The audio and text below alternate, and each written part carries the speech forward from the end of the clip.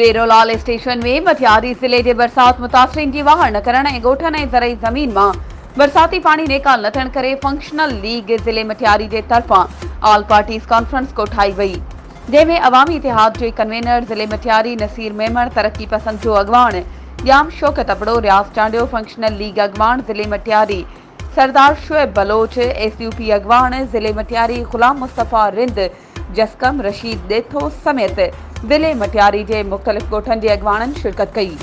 अने मौके ते अॻवाननि ख़िताब कंदे चयो त बरसात के बीठे 3 महीना गुज़री विया आहिनि। हिन वक्त में जिले मटियारी की यूनियन काउंसिल की ज़रई ज़मीन समेत मुख़्तलिफ़ ॻोठनि में बरसात जो पानी बीठल है, पर जिले इंतजामिया मटियारी समेत चूंडियल नुमाइंदनि के अवाम जो को लाचार नाहे, न वरी उन्हनि के का दिलचस्पी आहे। असां मटियारी जिले के बरसात मुतासरीन की वाहड़ लाइ अदालतुनि सां रुजू कंदासीं।